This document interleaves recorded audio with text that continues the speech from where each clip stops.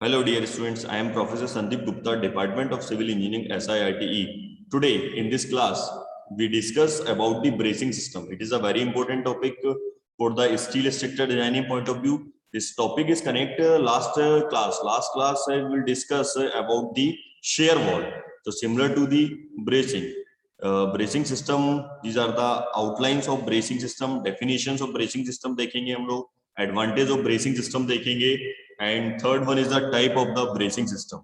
Yes, definition of bracing system. Firstly we discuss about our language, then we discuss about the bookish language. Our language bracing system are adopted for to resist the, especially resist to the horizontal forces, or we can say the lateral forces like a wind or earthquake. So bracing system adopt especially for the steel structure or high-rise steel structure. So bracing system resist horizontal and horizontal forces like a wind or earthquake. The definition of book is the bracing system are necessary for a structure that are subjected to lateral load. देखिए lateral loads की बात कर रहा हूँ आपसे. Lateral loads due to the lateral loads कौन से होंगे आपके? Earthquake and wind, etc. They help in minimize the lateral deflection of the structure. जो मैंने आपको बताया था वही बोल रहा है भाई definition में. विंड और अर्थक्वेक के लैटरल फोर्स का जो डिफ्लेक्शन आएगा उसको मिनिमाइज करेगा आपका bracing system. And another definition we can say the beam and column of the frame structure carry vertical load. क्या करते हैं आप, जो फ्रेम स्ट्रक्चर होते हैं वो कैरी करते हैं आपके वर्टिकल लोड्स, बीम और कॉलम. और ब्रेसिंग सिस्टम जो होता है वो क्या अडॉप्ट करेगा आपका हॉरिजॉन्टल लोड और लैटरल लोड्स को बियर करेगा. ब्रेसिंग सिस्टम, ये बहुत इंपॉर्टेंट लाइन है, इसको आप ध्यान से समझिएगा. Bracing system are more commonly used in steel structure. देखिए मैंने आपको बताया था ब्रेसिंग सिस्टम लोग कहां अडॉप्ट करते हैं? हाई राइज स्टील स्ट्रक्चर के. बट वी कैन से, ऐसा नहीं कह सकते, used in concrete structure too. Rare, बहुत रेयरली यूज करेंगे हम लोग कंक्रीट स्ट्रक्चर के लिए. स्पेशली ब्रेसिंग सिस्टम हम लोग अडॉप्ट करते हैं केवल और केवल स्टील स्ट्रक्चर के लिए. फिर आरसीसी स्ट्रक्चर के लिए क्या करते हैं? आरसीसी स्ट्रक्चर के लिए हम लोग शेयर वॉल यूज करते हैं, जो मैंने आपको लास्ट क्लास में बताया था. आरसीसी स्ट्रक्चर के लिए हम लोग शेयर वॉल यूज करते हैं. शेयर वॉल हम लोग स्टील स्ट्रक्चर के लिए यूज नहीं करते हैं.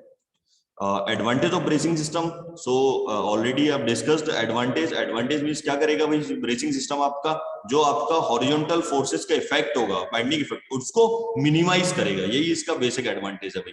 बाकी ये लिखा हुआ है under bending load compression flange of the main beam tend to buckle horizontally. The bracing system resist the buckling of the main. Yes, उसका जो बकल है due to the horizontal forces, उस बकलिंग को रोकेगा भाई, उसको प्रिवेंट करेगा. Bracing system help in distributing the vertical and lateral load between the main beam. Another advantage. Then the type of the bracing system.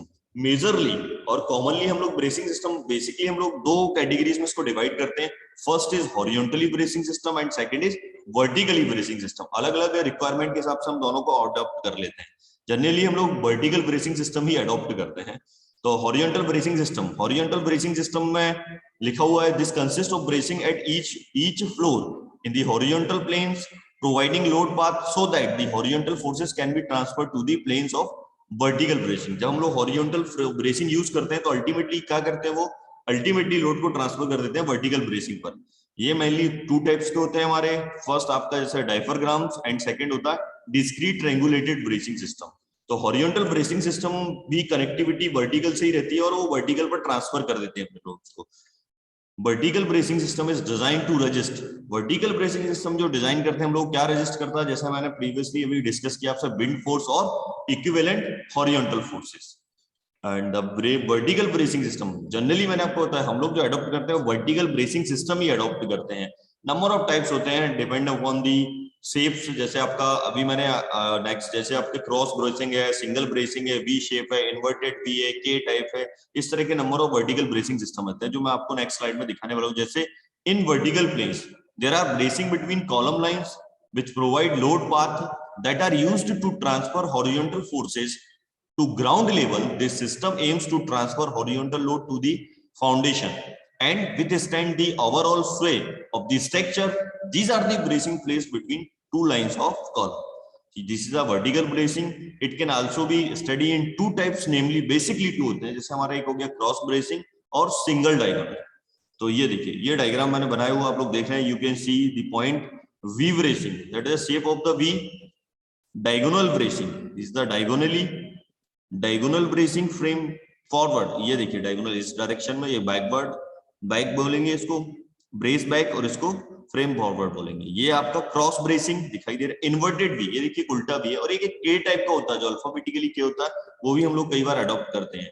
And this figure you can see the RCC bracing system, ये देखिए और generally हम लोग इसको architectural point of view से use करते हैं। तो ये आपका कौन सा ब्रेसिंग सिस्टम है, आरसीसी में यूज किया हुआ ब्रेसिंग सिस्टम। इससे पहले प्रीवियस स्लाइड में जो मैंने आपको टाइप बताए थे भाई ब्रेसिंग के, वो स्टील स्ट्रक्चर के लिए यूज करते हैं। And one more important things you always remember in your mind, हम लोग ब्रेसिंग सिस्टम अडॉप्ट करते हैं specially for the steel structure, and the shear wall we can use for the RC structure. Both our function is same to resist the horizontal forces like a wind or earthquake. Thank you class, thank you so much. Next class में फिर हम लोग discuss करेंगे आपके साथ ये और सारी चीजें। So thank you so much class, thank you.